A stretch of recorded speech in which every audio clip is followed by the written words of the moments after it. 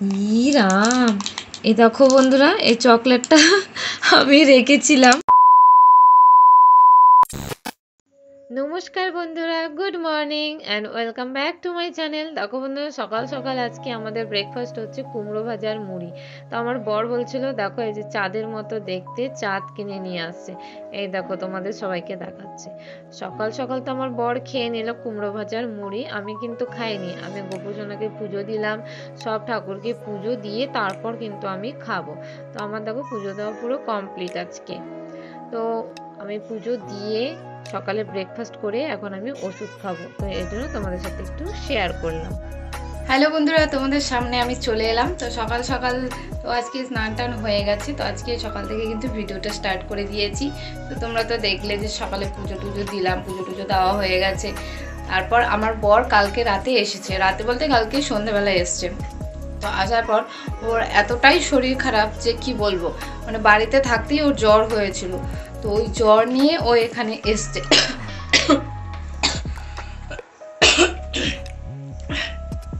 জ্বর নিয়ে এসছে, আসার পর থেকেও ওর শরীরটা ভীষণ খারাপ। ঘরে ওষুধ ছিল, সেই ওষুধগুলো তো খেয়েছে। আগেরবার যখন জ্বর এসেছিল সেই জ্বরের ওষুধগুলো ছিল, ডাক্তার দেখিয়েছে নিয়ে এসেছিলো, ওই ওষুধগুলো ছিল, ওটা খেয়েছে। খাওয়ার পর রাতের বেলা জ্বরটা ছেড়েছিল। এবার সকাল থেকে শরীরে কোনো এনার্জি পাচ্ছে না, মানে সকাল থেকে শরীরটা ভীষণ দুর্বল হয়ে গেছে। তারপর সকালে যাই হোক ও মুড়ি টুড়ি খেলো। তো সকালে তখন আর তোমাদের সাথে আমি কথা বলার মতো টাইম পাইনি। তো মুড়ি টুড়ি খেয়েছে, মুড়ি টুড়ি খেয়ে একটু বাইরে গেছে, কারণ ঘরে থাকতে আর ভালো লাগছে না। আর কতক্ষণই বা ও ঘরে থাকবে, ঘরে থাকার তো মানুষ না। আর আমি এখন রান্না বসিয়েছি। আজকে যেহেতু শনিবার, তো তেমন কিছুই রান্না হবে না, ওই টুকটাক কিছু একটা রান্না করে খাবো আর কি। আর একটু বড়া টড়া ভাজবো, কারণ আমার বরের তো এখন কিছু খেতেই ভালো লাগবে না, কারণ জ্বরের মুখ। তো একটু বড়া টড়া ভাজবো, একটু পাঁপড় ভাজবো, আর কিছু একটা করব। তো এবার আমি সকালের খাবারটাও আমি খেয়ে নিলাম, খেয়ে ওষুধ টষুধ খেলাম, খেয়ে তোমাদের সামনে আর কি এলাম। তো বন্ধুরা এবার যাই রান্না টান্না করি, আবার পরে তোমাদের সামনে। দেখো বন্ধুরা, আজ কি রান্না করব তাই ভাবছিলাম। তো এখানে এই যে আমি যে বাড়ি থেকে এই পাহাড়ি পালংয়ের গাছটা এনেছিলাম, আনার পরে এখানে কিন্তু আমি বসিয়েছিলাম। গাছটা প্রায় মরেই গেছিলো, তারপর আবার দেখি হঠাৎ করে গাছগুলো কিন্তু সব বেঁচে উঠেছে। তাই পাহাড়ি পালংগুলো ছিঁড়ে নিয়ে আমি যাচ্ছি।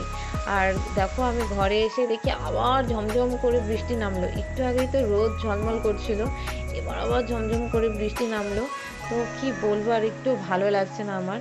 তো বৃষ্টি পড়ছে, এদিকে আমি আজকে রান্না করব ঝিঙে আর আলু পোস্ত, আর ওই পাহাড়ি পালং পাতা দিয়ে বড়া।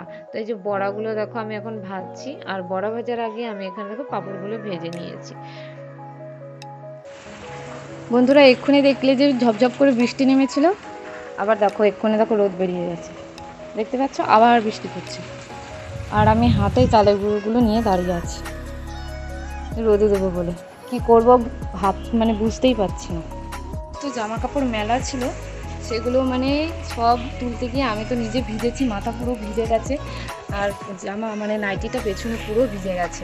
আর এক্ষুনি দেখো বৃষ্টি বন্ধ হয়ে গেছে, আবার রোদ উঠে গেছে। কি বলবো আর তোমাদেরকে, দেখো আবার মানে টপ করে বৃষ্টি পড়ছে।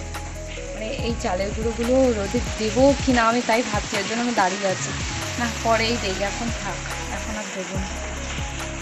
তাড়াহুড়োতে সমস্ত জামা কাপড় তুলে বাথরুমে দেখো রেখে দিয়েছি। এখানে এক গাড়ি জামা কাপড়, দেখো সব জামা কাপড়গুলো তুলে বাথরুমে রেখে দিয়েছি। ব্যাগটাও ধুয়ে দিয়েছিলাম, সব বাথরুমে রেখে দিয়েছি। তারপরে এই যে আমার বরের এই জুতোগুলো পরশু দিন ধুয়েছি, ঠিক আছে। প্রত্যেক দিন বৃষ্টি আসছে আর ভিজে যাচ্ছে, আজকেও সেম, মানে অর্ধেক শুকনো হচ্ছে, বৃষ্টি আসছে আবার ভিজে যাচ্ছে। দেখো দেখো বন্ধুরা, বৃষ্টি কমে যাওয়াতে আমি আবার সব জামা কাপড় মেলে দিয়েছি বাইরে। দেখো বন্ধুরা, আমার ঘরের একটা মানি প্ল্যান্ট গাছ নষ্ট হয়ে গেছে, তাই ভাবছি এখান থেকে একটা গাছ ছিঁড়ে নিই, এটা নিয়ে ঘরে লাগাবো।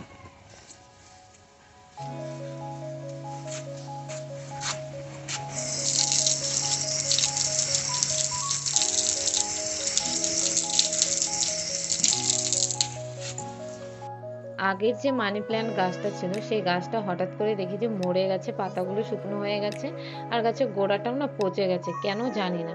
তো তাই ভাবলাম যে আজকে যেহেতু আমার সময় আছে তো আমি গাছটাকে চেঞ্জ করি আর বোতলের জলটাকেও আমি পাল্টে নিই। তাই আর কি দেখো বোতলের জলটা আমি ফেলে দিয়ে আসছি আর এখন আমি বোতলটাকে ভালো করে মুছে নিচ্ছি, কারণ জানালার সামনে থাকে তো চারদিকে মানে ধুলো বালি পড়ে নোংরা হয়ে থাকে, এর জন্য আমি মুছে নিলাম। আর এখন দেখো বোতলের ভেতরে আমি কিন্তু ভালো ফ্রেশ জল দিচ্ছি। তো এই জলটা দেওয়ার পর কিন্তু আমি মানি প্ল্যান্ট গাছটা দিয়ে বসিয়ে নেব। আমার কিন্তু ঘরে গাছগাছালি ভীষণই ভালো লাগে।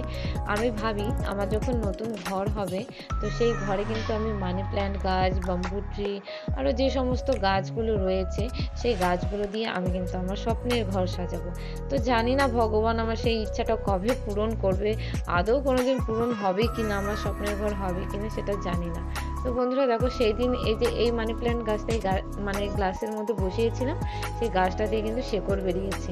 আর এই গ্লাসটাও দেখো ভালো করে ধুয়ে জলটা চেঞ্জ করে নিচ্ছি, এবার আবার ফ্রেশ জল দিয়ে নেব। তো এটা দেখে খুব ভালো লাগলো যে এই গাছটার আর কি নতুন শেকড় বেরিয়েছে আর এই গাছটা বাঁচবে অনেক দিন, আমার দেখে তাই মনে হলো। কিন্তু আগের গাছটা মরে গেছিলো, ওই বোতলের গাছটা। আমার কিন্তু আরেকটা মানি প্ল্যান্ট গাছ আছে, ওটা কিন্তু অনেক পুরনো, প্রায় মানে 1.5 বছরের পুরনো সেই গাছটা। সেই গাছটাও তোমাদের সাথে আমি শেয়ার করব। তো দেখো এই যে বন্ধুরা এটা শেকড়টাও কিন্তু বেরিয়ে গেছে। এবার আমি এটাকে সেই জানালায় সেই মানে সেই জায়গাটা আর কি বোতল কেটে যে বানিয়েছিলাম সেখানে দেখো আর কি বসিয়ে রাখছি। আর আমার বড় সুতোটাও খুলে ফেলেছিল তাই আমি ওটাকে বেঁধে দিচ্ছি। আর দেখো বন্ধুরা ওই যে আমার সেই পুরনো গাছটা, তো ওই বোতলের মানে জলটাও আমি এবার চেঞ্জ করে দিই, কারণ অনেকদিন হয়ে গেল তো চেঞ্জ করা হয়নি। তাই তোমাদেরকে একটু দেখাচ্ছি, দাঁড়ো এই গাছটার শেকড়টা কতটা বড় হয়ে গেছে, এই দেখো দেখতে পাচ্ছ কত পুরনো গাছ এটা, এখনো কিন্তু গাছটা কত সুন্দর সতেজ রয়েছে। আর এই মানি প্ল্যান্টগুলো না খুব ছোট ছোট, কিন্তু মানি প্ল্যান্ট গাছটা অনেক দিনের, সত্যি বলছি বন্ধুরা।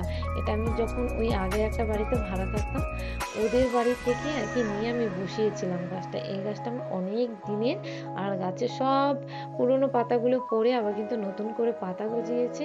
আর দেখো কত বড় শেকড়, দেখতে পাচ্ছ?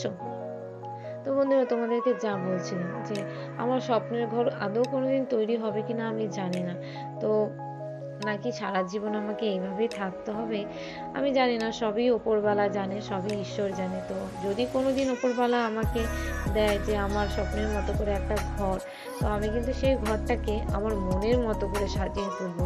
মানে আমার খুব ইচ্ছে যে আমার নিজস্ব একটা ঘর থাকবে। রাম, এই দেখো বন্ধুরা এই চকলেটটা আমি রেখেছিলাম ঘরে, সেই দিন এনেছিল তো ঘরে রেখেছিলাম, এটা আমাকে স্টুডেন্ট দিয়েছিল। দেখো পিঁপড়ে খেয়ে খেয়ে দেখো কি করেছে চকলেটটার অবস্থা, প্যাকেট ফুটো করে খেয়েছে, ঠিক আছে? এই যে মাথাটা দেখো কেমন করে খেয়েছে, দেখো দেখো দেখো পুরো বডিটা কেমন, ভেতরে পিঁপড়েগুলো দেখো এই যে ঢুকে আছে, এই দেখো এই দেখো এই দেখো কেমন করে খেয়েছে, কি করেছে দেখতে পাচ্ছ? এই যে পিঁপড়ে এখনো ভেতরে আছে। আমাদের তো রাতের খাওয়া দাওয়া হয়ে গেছে। এখন রাতে খাওয়া দাওয়ার পর আমার মনে পড়েছে আমার মানে ভিডিও তো আজকে শেষ করাই হয়নি, আর আমি একবার তো ক্যামেরার সামনে আসিনি। সত্যি দুপুরের পর থেকে আবার একটু মাথায় ছিল না যে আমি একটা ব্লগ বানাচ্ছি বা কিছু, এর জন্য আজকে আসাই হয়নি, ভুলে গেছিলাম। তারপরে এখন মনে পড়লো যে আমি তো ব্লগ বানাচ্ছিলাম, ব্লগটা তো শেষ করতে হবে, আগে যেহেতু আর আসতে পারিনি। এর জন্য এখন দেখো যে আমি খেয়ে দিয়ে এসে ওষুধ খেলাম, ওষুধ খেয়ে ভাবলাম অনেকদিন থেকে মাথায় তেল লাগাই না, আজকে একটু তেল লাগাই। এই জন্য দেখো এই যে আমি তেল লাগাচ্ছি, আমার চুলগুলো না পুরো নষ্ট হয়ে যাচ্ছে, তেল তেল কিছু লাগাই না কিছু না, কেমন রাফ হয়ে গেছে, আর চুল এত উঠছে, চুল উঠে পুরো শেষ হয়ে যাচ্ছে। এই জন্য আমি ভাবলাম যে আজকে একটু তেল লাগাই। আর আমার চুলগুলো তো তোমরা দেখেছো, দেখো একটু তেলে কিন্তু আমার চুলে হয় না, আমার চুলে প্রচুর তেল লাগে, মানে কি বলবো, এই দেখো পুরো মানে আমি যতই তেল দিই মনে হয় কি তেল আর থাকে না, চুলে শুকিয়ে যায় এমন মনে হয়। এই জন্য আজকে বহুদিন পর মানে 2-3 মাস পর আমি চুলে তেল দিচ্ছি। আর মানে চুলে আমার তেল দিতে একদমই ভালো লাগে না, চুলে তেল দিলে আমার গরম বেশি লাগে, তারপরে মাথায় কেমন লাগে, এর জন্য আমি চুলে তেলই দিই না। কিন্তু আজকে দিচ্ছি, চুলগুলো পুরো নষ্ট হয়ে যাচ্ছে এই জন্য।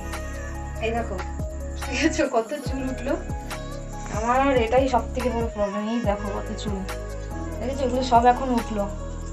এই যে আমি যত তেল লাগাচ্ছি তত চুল উঠছে, তত চুল উঠছে, এর জন্য আমি তেল লাগাই না, এর জন্যই আমি তেল লাগাই। তো বন্ধুরা আজকের মতো ভিডিওটা এখানেই শেষ করে দিচ্ছি। সবাই ভালো থাকবে, সুস্থ থাকবে। আর আরেকটা জিনিস দাঁড়াও তোমাদেরকে আমি দেখাচ্ছি। এই দেখো আমার বরের অবস্থা, ওর এতটাই শরীর খারাপ, মানে প্রচুর জ্বর আসছে। দেখো ওর খুব শরীর খারাপ, মানে গায়ে আমি হাত দিতে পারছি না, এতটা ওর শরীর খারাপ। তারপরেও ও বলছে ওর নাকি কোনো শরীর খারাপ না, কিছু না, অথচ ওর গায়ে হাত আমি লাগাতেই পারছি, এত গরম ওর গায়ে, মানে এত তাপ। তো ও কিন্তু যে ব্ল্যাঙ্কেট গায়ে দিয়ে আজকে সারাদিন শুয়ে আছে, ঠিক আছে, তবুও বলছে নাকি ওর কোনো কিছু হয়নি, ওর জ্বর টর হয়নি, ও তাই বলছে। তো কি বলবো আর তোমাদেরকে, ওকে আমি যতই বলি ও আমার কোনো কথাই শোনে না, জানো, আমাকে ও জাস্ট হেলা ফেলা মনে করে, আর কিছু মনে করে না। ফ্যানটাও চালাতে পারছি না, আমি গরমে অস্থির হয়ে যাচ্ছি, কিন্তু ফ্যান চালাতে পারছি না। ও বারবার ফ্যান বন্ধ করে দিচ্ছে, ওর শীত করছে এর জন্য। তো কি করবো, আজকে রাতে আমি ঘুমাতে পারবো কিনা জানি না। যদিও ফ্যান চালাতে দেয় তাহলে ঘুম হবে, আর ফ্যান চালাতে না দিলে আমার আজকে রাতে ঘুম হবে না। তো বন্ধুরা আজকের মতো ভিডিওটা এখানেই শেষ করে দিচ্ছি। সবাই ভালো থেকো, সুস্থ থেকো। আজকে তেমন কিছুই তো ভিডিওতে করা হয়নি, কারণ সারাদিন যা করেছি সেগুলোই তোমাদের সামনে তুলে ধরেছি। তো চলো বন্ধুরা, টাটা, গুড নাইট।